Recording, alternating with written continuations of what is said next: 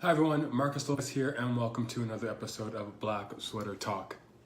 Normally I record these episodes the day before the morning of I'm going to release them, but today it's actually Wednesday, and I'm going to be releasing this on Friday, and I'm doing that because I am traveling later to London, England tonight, and so my schedule is going to be a bit up and down, and always worried about not getting this in.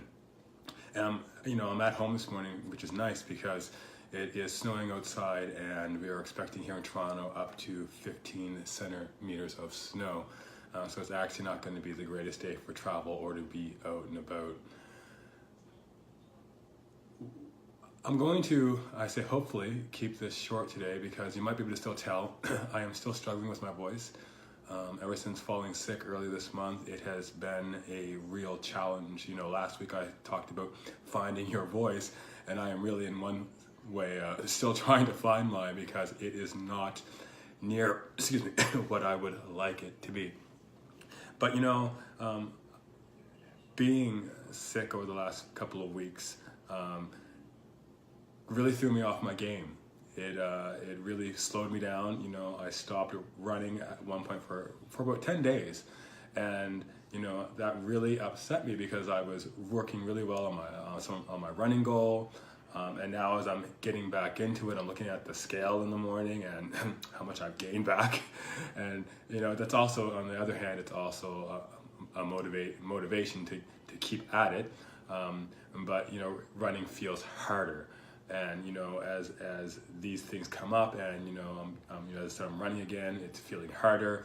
It can kind of bring me down. And as being sick did, getting me off track, and really, in my mind, I was getting frustrated because now I wasn't moving forward fast enough, and that had me thinking the past couple of days about gratitude, because maybe I'm not moving ahead fast enough. Maybe my body really did need to heal, but there are still so many things in this life for me to be grateful for. The basic one being that I am still alive, and that I have lived to see another day, and that it was just a little minor cold. Because when you're focused on gratitude, and you're focused on the things that you are grateful for, I think you're open to being in a really good place.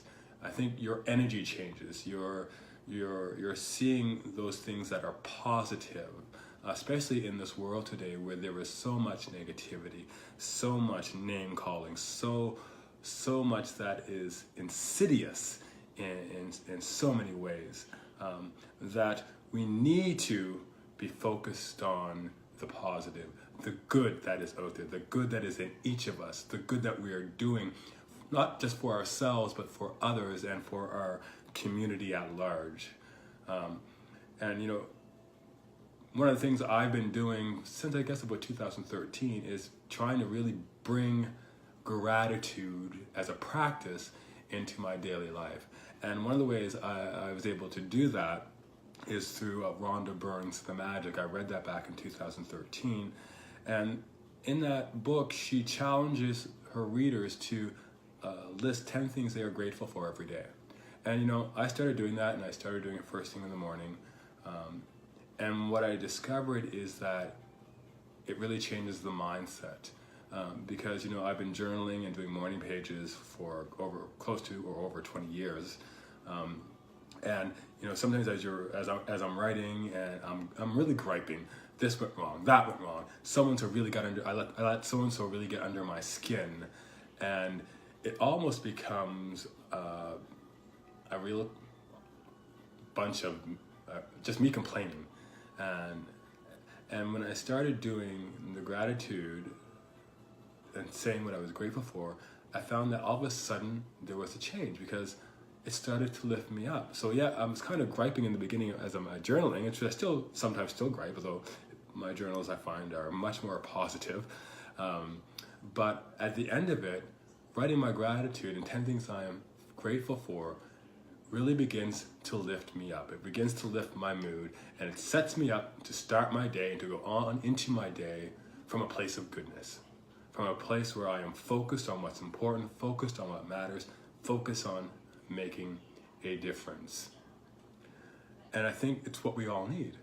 Because when we are grateful for the things that are in our lives, for the people that are in the lives, for the things we have, we are channeling something. We are channeling positivity. We are channeling openness. And I believe the universe sends that back to us.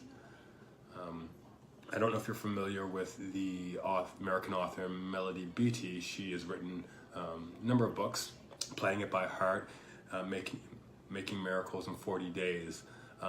But Melody Beattie reminds us that gratitude unlocks the fullness of life. It turns what we have into enough and more. It turns denial into acceptance, chaos to order, confusion to clarity. It turns a meal into a feast, a house into a home, a stranger into a friend. So that's why gratitude is so important. Gratitude in our lives really lets us, I think, be more fully who we are, because we are seeing what is positive, what is out there, what is possible. We are focused on doing good and helping others and just being a light in this world.